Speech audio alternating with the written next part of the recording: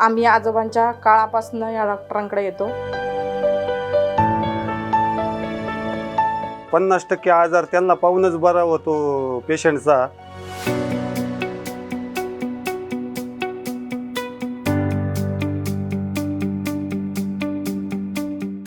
Doctor म्हणजे देव हे वाक्य आपण नेहमी ऐकतो. आज आधुनिक वैद्यकीय विज्ञानामुळे अशक्य वाटणारे आजारही बरे होतात. अत्याधुनिक रुग्णालय, आधुनिक यंत्रसामग्री, तज्ज्ञ डॉक्टर, ॲम्ब्युलन्स, मोबाईल आणि दळणवळणाची साधनं आज सहज उपलब्ध आहेत. मात्र सुमारे 50-60 वर्षांपूर्वीचं चित्र पूर्णपणे वेगळं होतं. ग्रामीण भागात दवाखाने नव्हते, रस्ते नव्हते, दळणवळणाची साधनं नव्हती, औषधांचा तुटवडा होता आणि आजारी माणसासाठी डॉक्टर म्हणजे आशेचा एकमेव किरण होता. अशाच काळात एका तरुणानं पैशांचा नाही तर माणुसकीचा व्यवसाय निवडला. त्या माणसाचं नाव म्हणजेच डॉक्टर सुभाष केशव सोमन, अर्थात SK सोमन. एक संघर्षातून घडलेला डॉक्टर.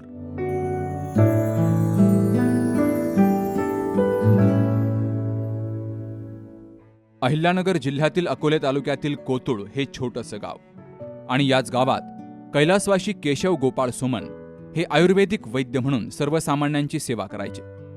त्यांना एकूण 8 अपत्य, त्यात 6व्या क्रमांकाचा मुलगा म्हणजे सुभाष. मात्र नियतीनं मोठा आघात केला. सुभाष अवघा 5-6 वर्षांचा असतानाच वडिलांचं निधन झालं आणि घराचा आधार हरपला. पण वडिलांनी केलेली लोकसेवा त्याच्या मनात कायमची कोरली गेली. त्याच क्षणी या लहान मुलानं मनाशी निश्चय केला की वडिलांची सेवा परंपरा मीच पुढे चालवणार. कोतुळ येथे प्राथमिक शिक्षण, त्यानंतर संगमनेर येथील पेटीट हायस्कूलमध्ये माध्यमिक शिक्षण आणि पुढे पुण्यात वैद्यकीय शिक्षण. हा प्रवास मुळीच सोपा नव्हता. घरून बसनं डबा यायचा, यावरच गुजराण करायची. गरिबी इतकी भीषण होती की गिरणीत खाली सांडलेलं पीठ गोळा करून त्याचाही उपयोग अन्न बनवण्यासाठी केला जायचा. पण संकटांनी त्यांची जिद्द मोडली नाही. संघर्ष अधिकच मजबूत करत गेला. सन 1970 मध्ये वैद्यकीय शिक्षण पूर्ण झालं. MBBS डॉक्टर म्हणून शहरात राहून मोठी कमाई करण्याचे अनेक मार्ग खुले होते. मात्र डॉक्टर सोमन यांनी वेगळाच मार्ग निवडला.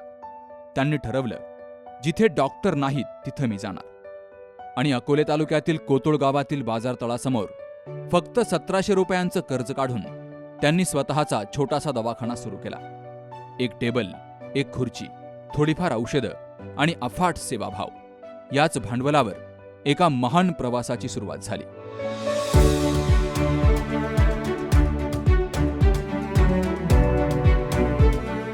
माझे वडील केशव गोपाळ सोमन हे 50 सालीच त्यांचं देहावसान झालं. त्यावेळेला माझं वय 5 वर्ष होते फक्त. पुढील शिक्षण आमच्या मातोश्री आणि थोरल्या भावांनी केले.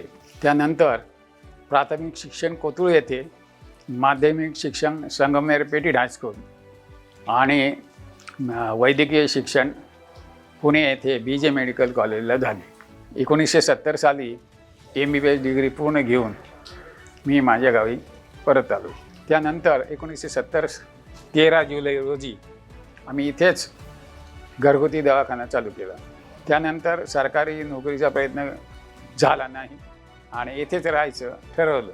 त्यानंतर महाराष्ट्र बँक कोतुळ येथील लोन घेऊन हा दवाखाना चालू केला. त्यावेळी माझ्याजवळ कुठल्याही प्रकारचे वाहन नव्हते, जुनी सायकल होती. त्यावेळी इंजेक्शन, तपासणी आणि सगळे फी म्हणून मी ₹1.5 घेत असे आणि जवळच्या खेडेगावांना पायी चालत जात असे.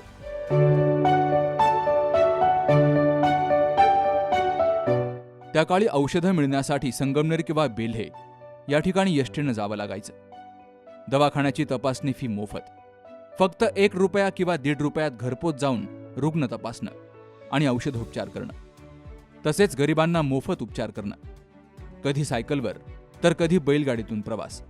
रस्ते नसतानाही डोंगर दऱ्यांमधील गावात पोहोचून त्यांनी हजारो रुग्णांवर उपचार केले. 75 साली मी राजदूत मोटरसायकल घेतली आणि त्यानंतर त्या गाडीवर बसून जवळच्या खेडेगावांना जात असे. आमच्या परिसरात 40 बारीक बारीक छोटी खेडी आहेत. तिथे 72 सालापर्यंत कुठल्याही प्रकारच्या सडका नव्हत्या, पायीच जावं लागत असे. 72 सालानंतर दुष्काळ पडला तेव्हा काही गव्हर्नमेंटमार्फत दुष्काळी कामे चालू झाली, त्यात इथले रस्ते तयार झाले. पूर्वीच्या काळी माझ्या गावापासून जवळच असलेले पांगरी हे गाव होते. तिथे गोपाळा डोंगरे नावाचा TBचा पेशंट होता. त्याचा TB थर्ड स्टेजला गेला होता. त्याला श्वास घ्यायलासुद्धा अडचण होत असे. मी त्यावेळी त्याला तेथे जाऊन संगमनेर येथील घास बाजारामध्ये डॉक्टर होते, त्यांच्याकडे रेफर केलं आणि त्यांनी पुढील TBची ट्रीटमेंट चालू केली. त्यावेळी त्याची अवस्था, हा पेशंट जगतोय का मरतोय या क्रिटिकल अवस्थेत असतानासुद्धा आम्ही त्याला आमचे पैसे देऊन संगमनेर येथे डॉक्टरांकडे पाठवले.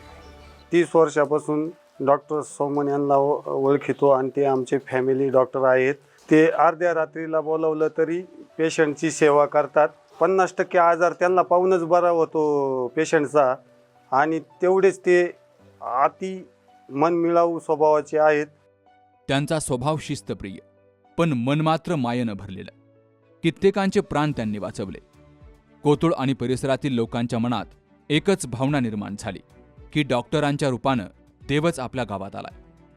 45 वर्षापासून डॉक्टरांच्या संपर्कात बी आहे. त्यांचं जरी वय असलं तरी माझे वडिलांचे ते मित्र होते, माझे पण आहेत.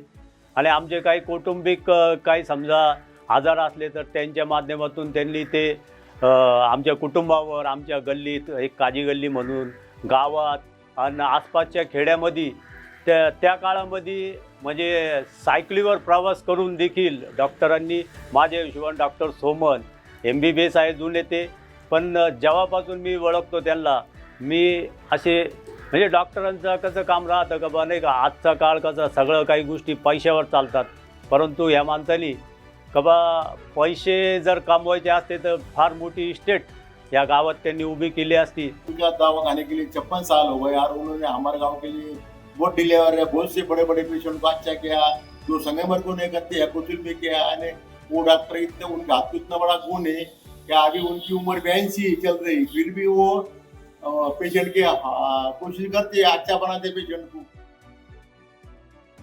1975 साली डॉक्टर सुभाष सोमन यांच्या आयुष्यात निलिमा यांचं आगमन झालं. त्या मुंबईतील आयुर्वेदिक वैद्य होत्या. डॉक्टर सोमन यांनी लग्नाआधीच आपल्या पत्नीला स्पष्ट सांगितलं की मी ग्रामीण भागात राहून लोकांची सेवा करणार.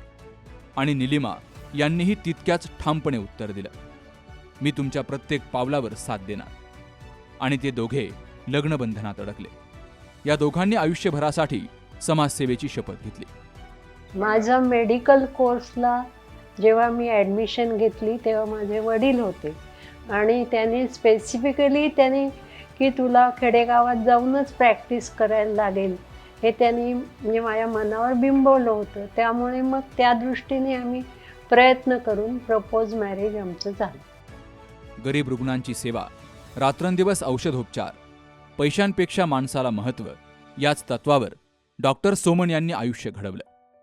सन 1976 मध्ये डॉक्टर सोमन यांना कन्यारत्न प्राप्त झालं आणि तिचं नाव ठेवलं ईश्वरी. तर 1979 मध्ये सुश्रुत हा मुलगा जन्माला आला. दोनही मुलांना उच्च शिक्षण देऊन त्यांना त्यांच्या पायावर उभं केलं. आज डॉक्टर सुश्रुत सोमन होमिओपॅथी महाविद्यालयात प्राध्यापक म्हणून कार्यरत आहेत. तर कन्या ईश्वरी पनवेल या ठिकाणी कार्यरत आहे.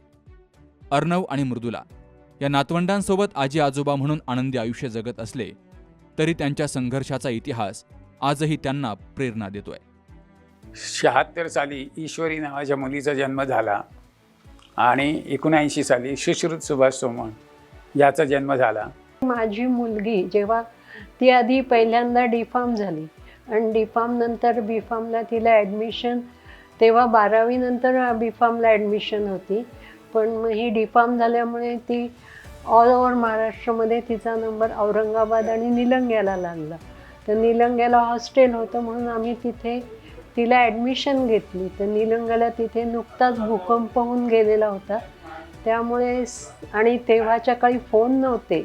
ईश्वरी ही किल्लारीच्या आसपास असलेल्या एका शहरामध्ये तिने DPharmचा कोर्स पूर्ण केला. गोल्ड मेडल तिला मिळालं मराठवाडा युनिव्हर्सिटी.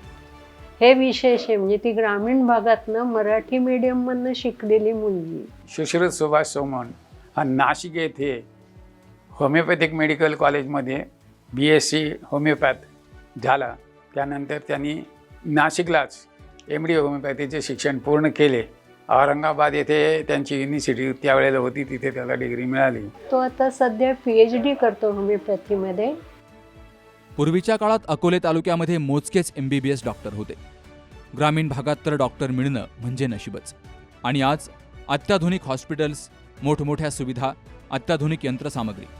मात्र हल्ली अनेकदा उपचारापेक्षा पैशाला अधिक महत्त्व दिलं जातं. अशा काळात डॉक्टर सुभाष सोमन यांचा जीवनप्रवास आपल्याला आठवण करून देतो की वैद्यकीय व्यवसाय हा केवळ व्यवसाय नाही, तर तो मानवसेवेचा सर्वोच्च धर्म आहे. पूर्वीच्या काळी मी जे सांगितलं की पेशंट आमच्यावर पूर्ण विश्वास टाकायचे, तसं हल्ली माझं म्हणणं आहे पेशंट गोंधळलेले आहेत. त्यांना डॉक्टरांवर टाकावं की न टाकावं, आल्याच त्यांचे प्रश्न सुरू होतात. मग आम्ही ब्लड चेकिंगला जाऊ का, मग आम्ही इकडे जाऊ का, तिकडे जाऊ का. अरे डॉक्टर सांगतील ना की काय इन्व्हेस्टिगेशन करायची, काय करायची. ते न विचारता तुम्ही डायरेक्ट असं बोलल्यावर पण डॉक्टरांना पण वाईट नाही का वाटत. आत्ताच्या काळी जे एवढे 10-10, 20-20 लाख रुपये डोनेशन घेऊन मेडिकलला ॲडमिशन घेतात, हे पूर्ण चुकीचं आहे. हे 10-10, 20-20 लाख रुपये तो स्टुडंट मग त्याच्या प्रॅक्टिसमध्ये वसूल करणारच पेशंटकडनं. हा तुम्ही पॉईंट विचार का करत नाही. मुख्य मेडिकल सेवा ही तुम्ही डोनेशन देऊन विद्यार्थ्याला ॲडमिशन देऊच नका, आमचं म्हणणं. आज वयाची 82 वर्षे पूर्ण होऊनही डॉक्टर सोमन यांच्या हातातील सेवाभाव अजूनही तितकाच जिवंत आहे. रुग्णांबद्दलची आत्मीयता, समाजाविषयीची बांधिलकी आणि माणुसकीची ओढ आजही तितकीच कायम आहे.